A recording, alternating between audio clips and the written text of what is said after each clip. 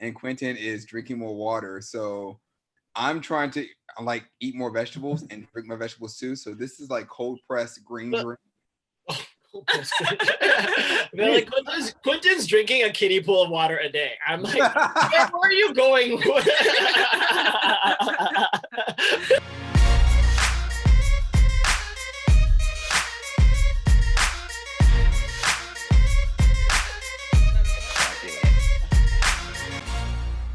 Let's talk about our parents, our guardians, uh, parental figures. Let's start with you, Quinton. How did your parents, mold you, encourage you, insulate, protect you in figure skating, outside of figure skating? What were their backgrounds? I know so many questions. What did they do? And we all have that kind of you need to work harder because you are black kind of thing. So tell me how that was and shaped your skating career. So this is probably going to be the most emotional part. Like my eyes are already red. He should go last. So my father has never seen me skate. Ever. Like ever. My mother, my mother was a single mother, and I will absolutely give her the credit that she did the best she could with what she had. My mother has been through a lot in her life.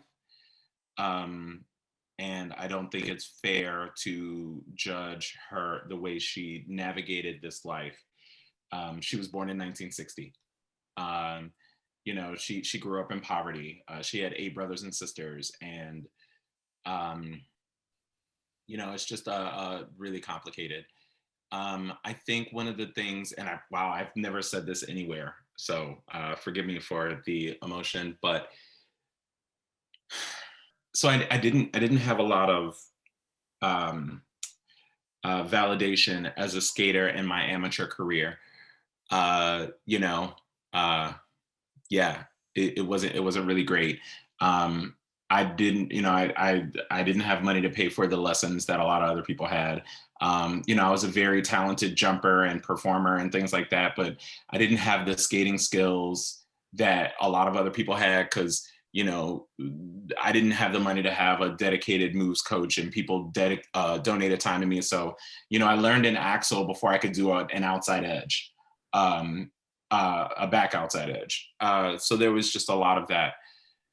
But something that was really, really difficult for me was when I got on the shows, I felt vindicated and I felt validated. And I felt like, even though I moved to Minnesota and I worked on my basics and, I took a bunch of tests and, thank you, Paige Light, for, everything that you did for me. You saw something in me that even to this day, people in Chicago tell stories about the crappy skater I was before I moved to Minnesota, but they never got to see me skate in Minnesota. So they still have this view in their head of me. And I just remember when I was on tour, I was like, I'm real. I felt real. I felt like a real skater finally. And the tour came through Chicago, and I was super excited. And my mother and I weren't very close because we had a falling out and whatever. But I said, you know what, I'm gonna let all that go, and I'm going to reach out to her. And I was like, I just want you to see me skate.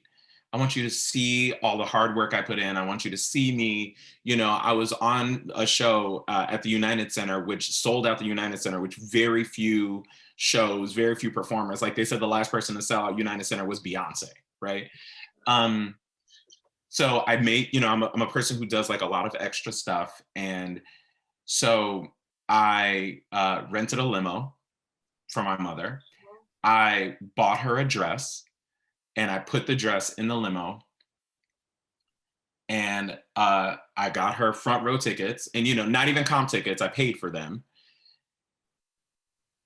and I went and I skated the whole show, and I spent the entire show staring at the 2 seats, which stayed empty, and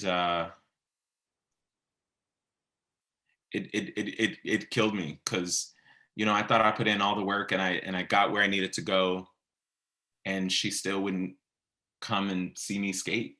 And clearly I'm still not over it. I just wanted her to look at me and say that she was, proud of me for all the hard work I put in. I'm performing internationally all over the world, doing this thing that most people could only dream of. And I had to be in the city that I grew up in, staring at these empty seats, wishing that my mother was sitting in those seats. And it never happened. So I say all this to say, I think a lot of people will often comment about why I hype up so many skaters, right? Like why I'm always that person to point out people's validity, and why I'm always so supportive of so many other people. And I think it is for no other reason. It is because I know what it is like to feel like nobody believes in you, and, and to love skating so much, and to be told by skaters at the rink, coaches at the rink, people in your family that you're your first love, that not only are you not valid for doing it, but you're not good. You don't have a place in it. So yeah. Sorry, that was like a longer story than I was anticipating. No. You're making me tear up. And the way you were saying, like, you hype up people, like I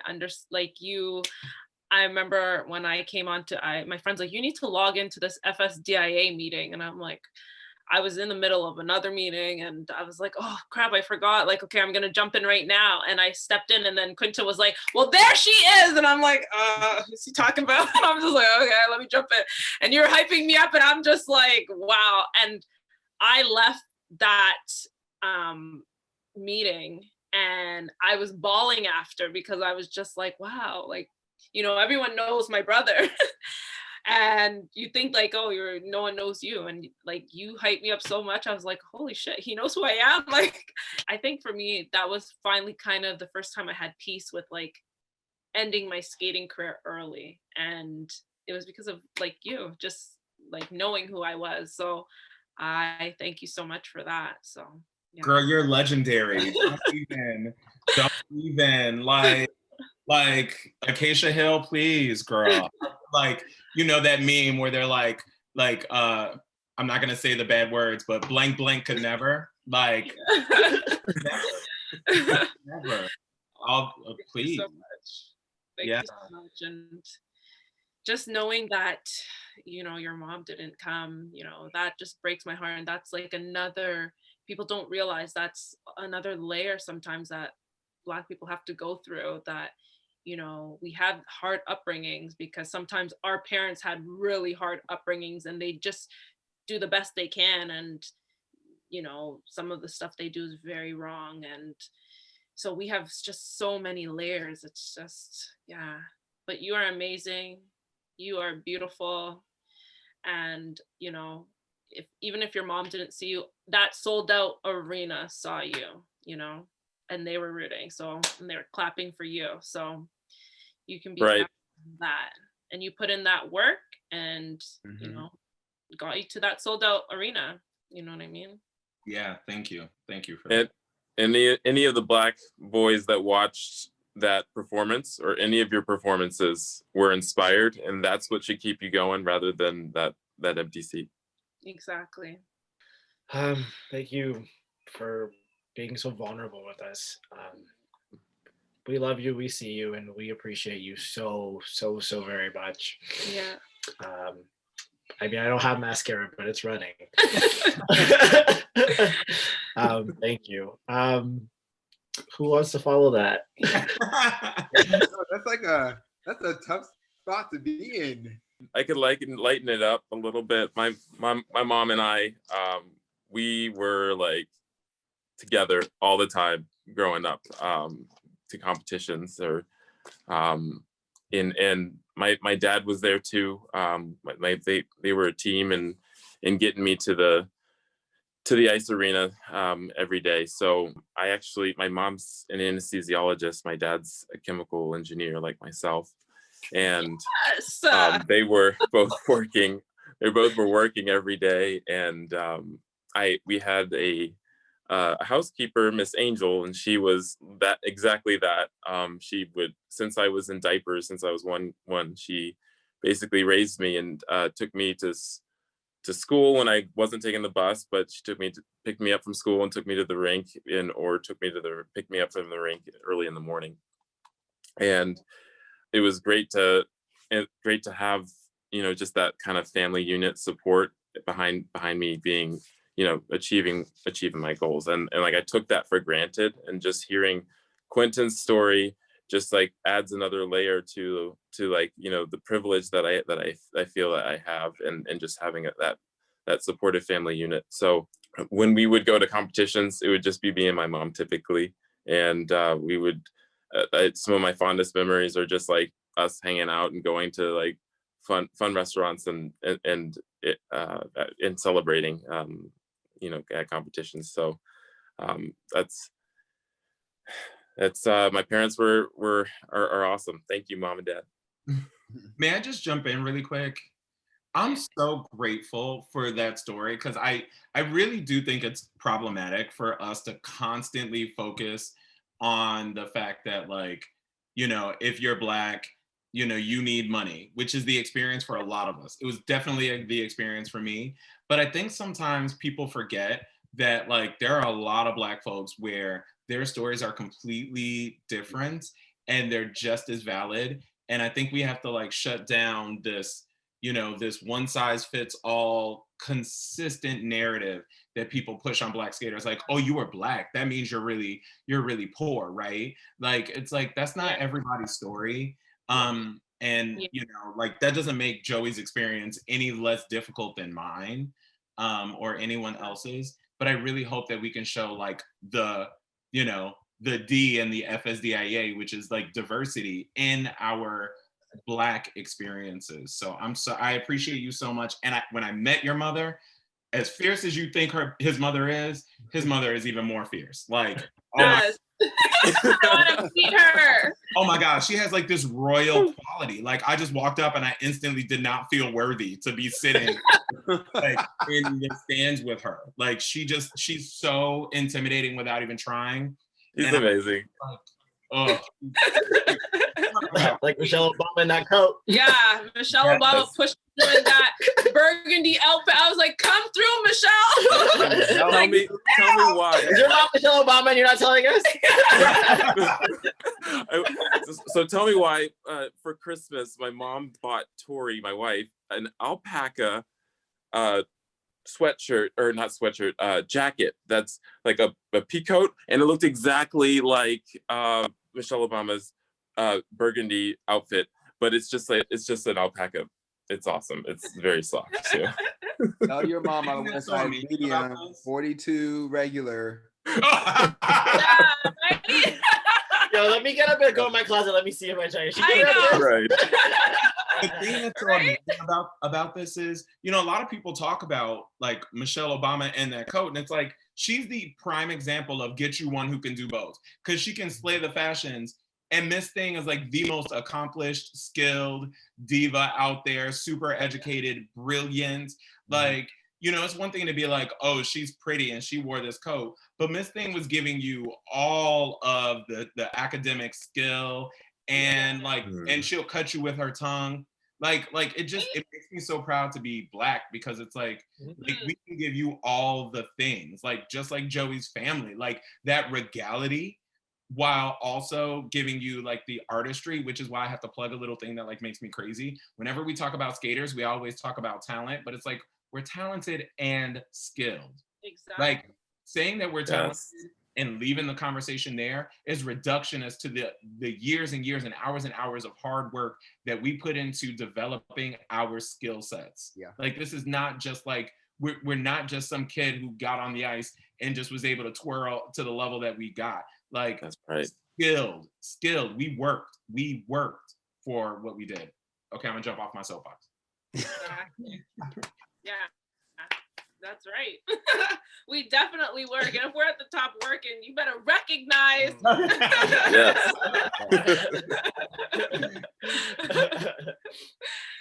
But Alex, about your upbringing. My turn. Yes. So for me, I'm going to keep it short and sweet. My family was very supportive. I had two working parents. Thank God. They were very supportive. We live in the suburbs of Fort Washington, Maryland, which is not a big thing, but we live in the suburbs of Fort Washington, Maryland. But skating is an expensive sport. So we didn't have all the money in the world and we didn't have all the resources, but we made it happen. And my mom, she was determined to make sure that her son was going to be able to skate. And the reason was not going to be because we didn't have the money. So fortunately enough, with us having a supportive family, I was on the phone calling up all of my relatives saying, "Hey, my name is Alexander Allen, your nephew. Yeah. I'm skating. Would you like to sponsor me for a skating lesson? It's $35. That's what the rate was at, back then. Yeah. $35 for half an hour, or you can do $20 for 15 minutes. I would really appreciate it." And then on the flip side, my mom was baking cookies. She would always be baking cookies in the house, and we would be going door to door, giving out samples, saying, "Hey, this is to help me raise money for skates, help me raise money for skating lessons." That was the work I had to put in order for me to like pay for skating, because skating was expensive. But I say all that to say that my family was very supportive. Going to skating rinks, skating competitions, they were all there. Sometimes the posse would show up, woo, cheering section. My family would be sitting next to Vanessa James's family. We'd all be there cheering each other on. When I got to shows, my validation did not come until I got to shows. You're skating and you're young, you're black, you don't really think too much about the gift that you have, the skills and the talent that you have. But when it's validated on tour is when it really all sunk in. Of course, I show up, just like Quinton said, you got there at High School Musical, you see all these beautiful black faces. And for me, I was just like, oh my gosh, I'm sharing the ice with you guys. But one validating moment I had was when I finished the opening night show in Palmetto, Florida. We had our opening night show. And Chucky Claypow, who was one of the choreographers, he came. He was like, Alex. I'm like, what? He was like, Kenny Ortega wants to see you. And I'm like, oh, okay, cool, great. Where is he? Mind you, I don't know who the world Kenny Ortega. I don't understand what that means. He found me and he grabbed me by the face. Like Kenny Ortega grabbed me like by the face. He was like, "You were amazing," and I'm like, "Thank you." I guess, I guess. And that doesn't seem like much, but when it's your first skating show, you're on a Disney on Ice production. You've grown up doing little skating productions with your skating club. You're in your homemade outfit that your mom stayed up late at night making. You don't have real rhinestones. You just have the stuff that they sell at Michael's that looks sparkly when the light hits it. You got glitter that comes out of a tube, and you're stitching stuff on, and you're making it work with what you got. And now you're on a larger platform and a larger scale. It starts to mean a lot. It starts to mean something. And then when you're skating on the ice with people like a Steven Smith who saw you skate and saw you struggling as the tour progressed, and he decides to take it upon himself to pull you aside and say, I need to teach you how to be a show skater because there's something that you're not getting, and I need to make sure you get it. And the reason why is because I see the value in what you have. And I need you to understand that they are watching you. Now, mind you, at the time, I didn't know who they were. But now that I get older, I know who they are. And they are watching you. And they are judging you based off of your performance. And you have to be in the tip-top shape. So I'm going to take you out and we're going to work on this thing until you get it.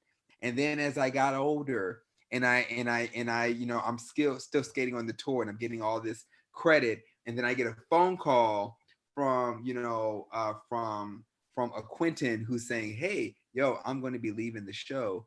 And, I can't think of anybody else better to take my role on an international tour. Mind you, I've never been across, the world. My ideal of a vacation is going down to Florida and Orlando. I've never been across the Atlantic Ocean or across the Pacific, but I have somebody who sees the value in me, call me up and says, hey, you popped into my mind first when I decided that I was going to leave. And I want to make sure that you were contacted before anybody else was so you can have this experience that I've had. That was another point of validation. And then I get to another, another show years on down the road where I'm feeling depressed and I'm feeling sad and I feel like, I can't do much on my show because I'm limited. And you have another skater who says, Alex, you are talented and you are gifted. You need to go out into this world and go be talented. That's what you have to do. So my validation did not come until I got on the road. And that's when I began to really understand what I had and the value in what I had and what it meant to myself and other people who look like me, who also got it.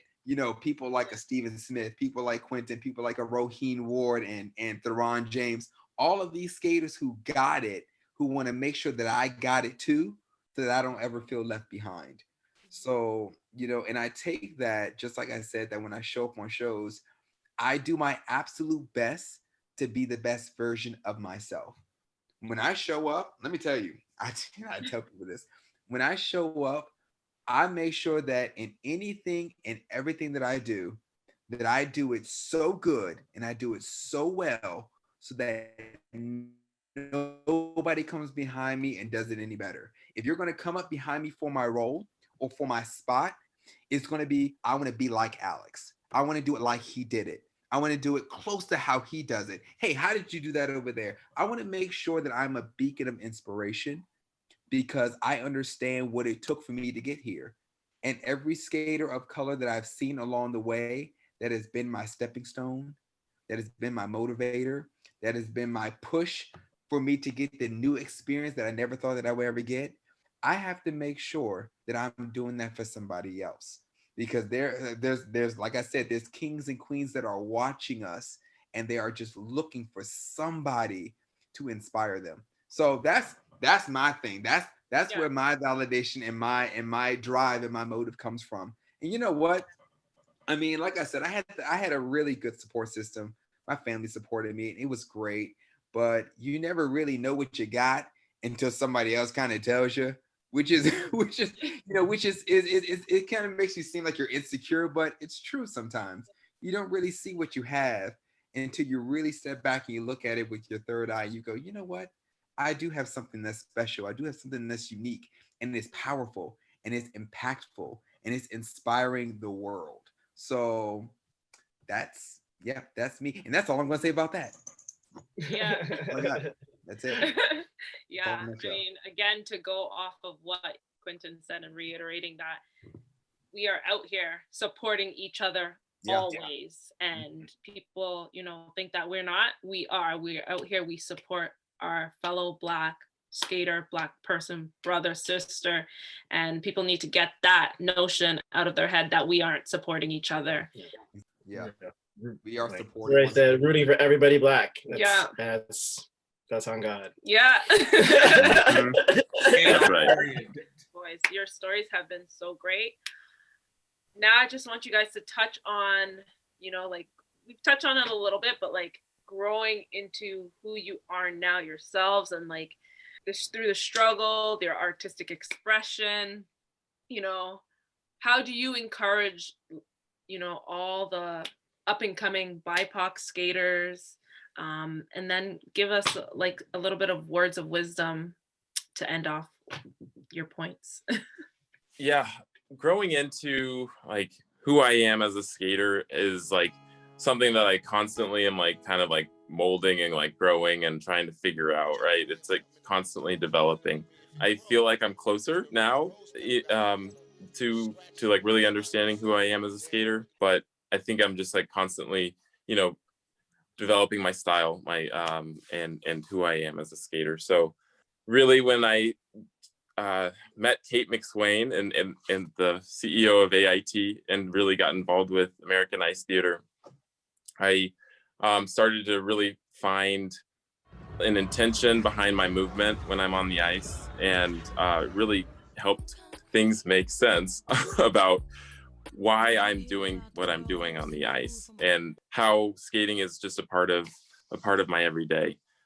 So with AIT, I've been able to, lead some on ice choreo routines or combos, and it's just been awesome to really like develop into it's a platform for me to develop into who I am as a skater. So I'm really thankful for that, and that's what I'm here for.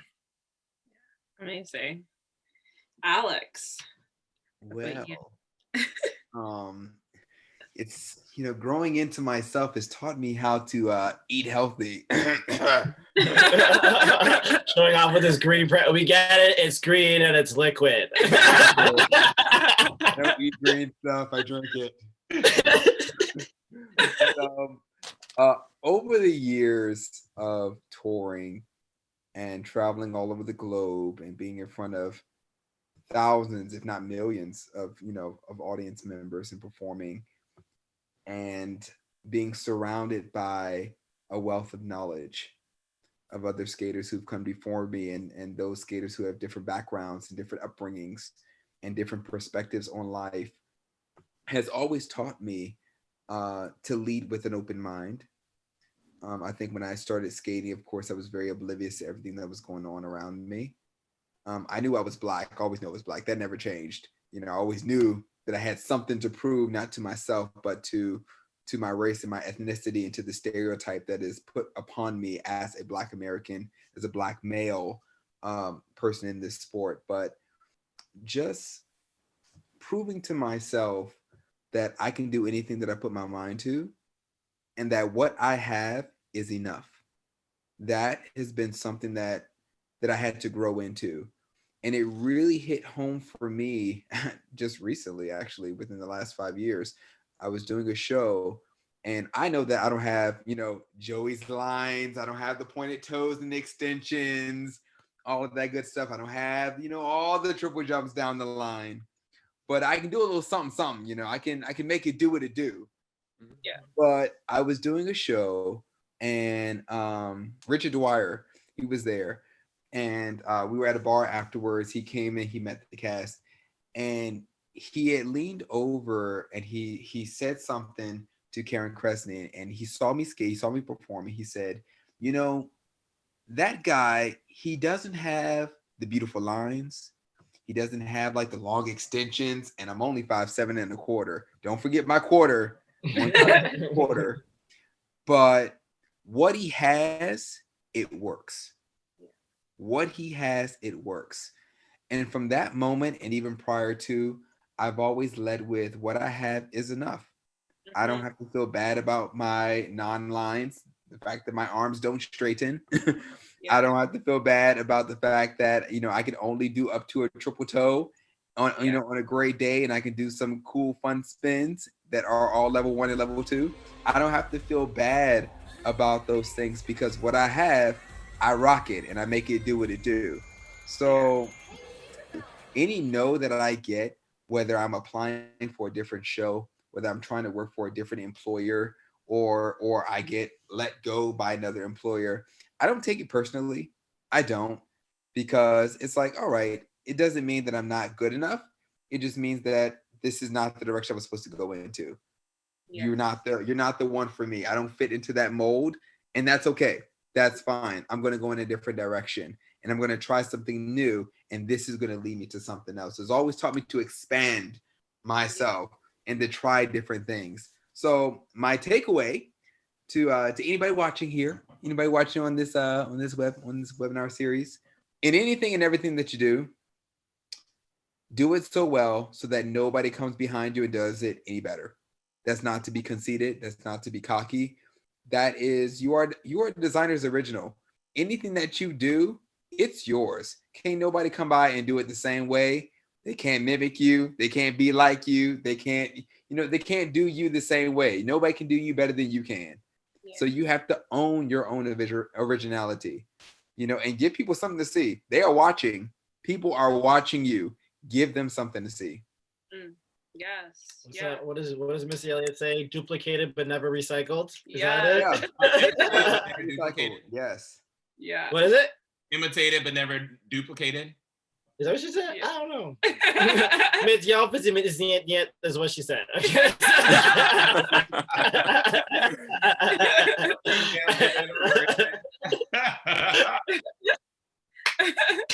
That I mean, was beautiful, That was Alex. beautiful. And yeah, you are Yeah. very like, loved how like charismatic you are, and your like the way you yeah, like just the way you talk, and you could also be an actor. Like, I'm around Black excellence. Woo! God, thank you.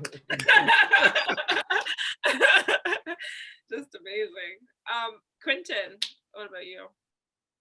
Yeah, so my major takeaway throughout my entire career is that there are some of us who are built to support other people.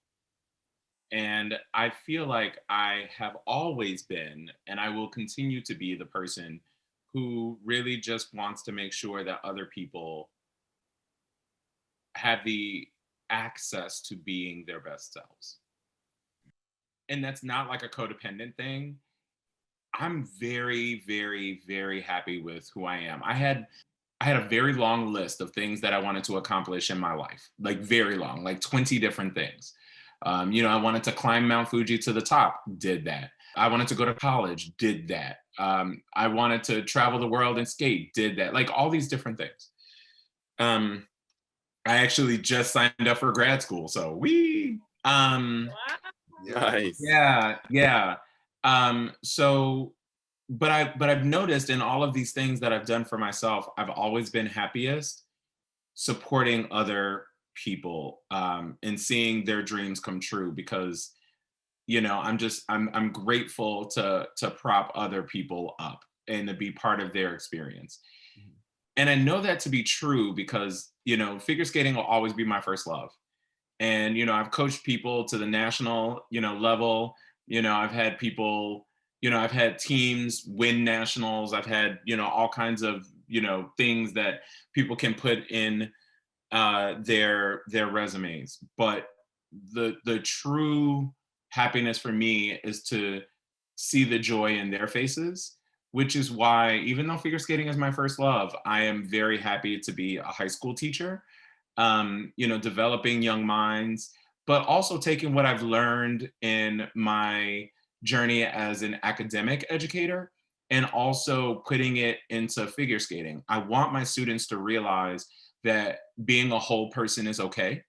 It's okay to be a skater or it's okay to be a blank and a skater. It's okay to be, a nerd and want to, be a chemical engineer and model and everything if you're gonna do that. Joey. So, I say all this to say, my major takeaway is I want to be that person who allows anyone who comes up after me to see that they can do all of the things that are important to them and that those goals and dreams are valid. And it's okay to dream big. And if someone ever needs support and love, and like they in FSDIA, they call me the world's greatest hype man, and I'm gonna do that. So if anyone watching this needs it, find me online and we can get a little good old kiki. So there's that. The other thing that I realized through my journey in skating is that identity is important. I am a proud Black gay man who grew up in a certain level of poverty, who is an artist and an athlete and an academic and so many other things. And I just want anybody watching to be able to look at themselves and say, I belong in the skin I'm in. If you are a butch queen up in pumps, if you are a femme queen, if you are, if you any label that anybody wants to put on you, like, just love who you are, because I absolutely know that I spent a long time in my life really hating the person that I was and not being able to see the joy and the brilliance who is me. And so many of those things came with, my Black skin. I love my big wide nose. I love my thick lips. I love this chocolate skin. I love my kinky hair, even though my hairline is bogus. It's always been that. Like, like I love all that. So anybody watching, I just want to make sure that they are looking at themselves and loving the skin they're in. Mhm. Amazing. Wise words from you too. Thank you. Woo, you always bring the. He sure does. Yeah, you can be a pastor, a preacher, you can be anything. Man, I feel moved. I feel so moved. Yeah. Like I'm so honored to be in the presence of Alex and Quinton. Like just, yeah, you guys are awesome. Yeah. Well, thank you. That's what I felt on high school. It's like starstruck. Like, that Simeon, that curly hair. You know what? During the break, I have to tell this really quickly. I swear it's like 2 minutes. When I went during the break, the first intermission that we had like 10 hours ago, I went upstairs to find like my pictures because I have like my folder of like pictures and stuff from skating. And I was looking for the picture of the So Spectacular on Ice cast because I had it on my wall. And I think Quinty, you're in that picture. I feel like you are. I don't know who you're standing next to. But yeah, Simeon's in that picture, Roheen's in that picture doing a split, Rory's in there, Amari's in there, and a whole bunch of other people. And I was like, I gotta find that picture because I feel like he's in this picture. Not trying to show your age or anything, but I'm just saying he's in that picture somewhere. But just like he was saying, representation is so important. Oh my gosh, it is so important because young Black boys like me, younger Black boys like me, we go to these shows and we see these beacons of inspiration and we get their picture and their autograph and we post them on their wall and we say, one day, you're going to see me. Just you wait. And I'm going to show you my 1 foot spin. Yeah. It's true. This stuff is true. So just like, Joey, you're right, man. To be in the presence of such people, to be in the presence of amazing people it's amazing. It's wonderful. Great. Well, I also have to like give some props to like Asher and Acacia because like, I'll tell you, when I first joined FSDIA, I didn't feel comfortable because what a mistake that I think that we make, and I'm assuming this is like off the book, but if you find something you want to put in there, feel free.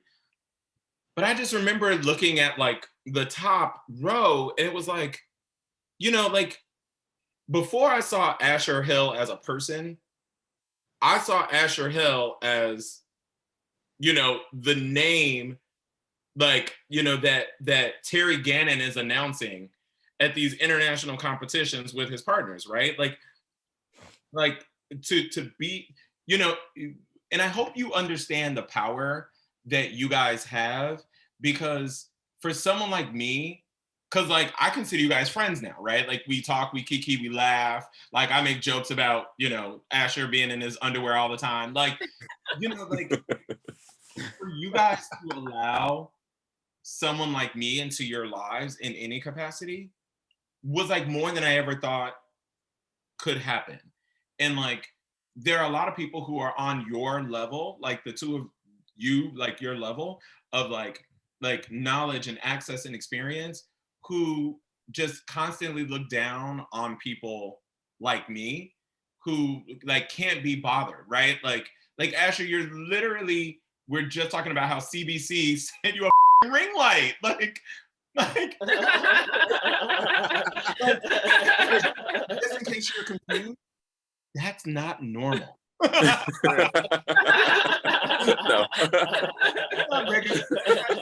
Like Cardi B. That's not regular. You know what? I also asked our producer, like, so is this mine? She's like, I think you have to give it back. I'm like, I'm COVID friendly, so I'm not. Yeah. That's the producer. See, I had to go on Amazon. Yeah. So like, if you get anything from this, if I like get hit by a bus tomorrow, just please keep being who you are, who is like just this welcoming energy and spirit, because there are so many of us who look up to you, even though you're like way younger than me, but like look up to like your accolades and what you guys have done. And like, you know, you're starting, you know, or you started a skating school. And once that shit opens up, I'm telling you, I'm coming. And I got, you know, I got edge classes and performance classes that I would love to teach, and like dance combos, you know, because I'm kind of known for my on ice dance combos and things like that. Like I got all of that for you, the jump drills, the spin drills, like all of that. I'm here. And I just can't thank you enough for like being so welcoming to me. Because, you know, real talk, the skating world hasn't always been very welcoming to me. And you know, when you're Black, you can't be, and because I wasn't a bad skater, like, but like when you're an average, you know, regular smegular like skater and you're Black, you may as well not exist. You have to be so above and beyond when you're Black. So to have people at your caliber like welcome me and have conversations with me and like all that, I'm just very grateful for you guys. So thank you. Thank you. Thank you. Yeah, that makes me feel so amazing. Like I felt like a stalker when I first met Acacia, because I was like, I know exactly who the you are. I was like, you do? Like I did. I was like a dark-skinned Black girl, like beating the white girls when they were younger and getting robbed multiple times when she should have beaten the white girls in Canada. Oh yes. Yes. Oh, thank you. That's like, yeah, makes me feel good. Because I was like, nobody knows me. They know him. What a great conversation we had. These are I'm loving these. I think for me in FSDIA, I guess it's done. Yeah. But in FSDIA, like being part of like head of a chair was a lot for me. I don't really like being in leading roles, although I accepted it because I want to challenge myself. But this is what I really like doing, is talking to people. I'm really enjoying like interviewing, not only interviewing, but then having this camaraderie with all three of you, and then having my sister here as well. You know, just talking about your experiences again and having that complete identity with it, not faking like being like sometimes when I was doing my CBC like interviews for last year for like, because when I spoke out, like these people were great, but when especially if it was like a white man or a white lady, it's just like yeah, they don't understand. Like, they don't understand. Like I know you're not feeling so like, this is and I know this won't be like this is not like a syndicated CTV, CBC, anything, but it's so important. Yeah. It feels so good to be here, and it really does fill me with fills me up. Yeah. Definitely. It's healing, yes. Yeah. Definitely healing. FSDIA's Conversations in Color is recorded and edited in Toronto and Pickering, Ontario, Canada, on the traditional lands of the Haudenosaunee, Mississauga of Scugog, Wendat, Huron-Wendat, and the Mississauga of the Credit. Thank you so much for tuning into FSDIA's Conversations in Color. Please subscribe to our channel. Find us on the gram at Figure Skating DIA, on Facebook at the Figure Skating Diversity and Inclusion Alliance, and our website at fsdia.org. And remember to color your ice.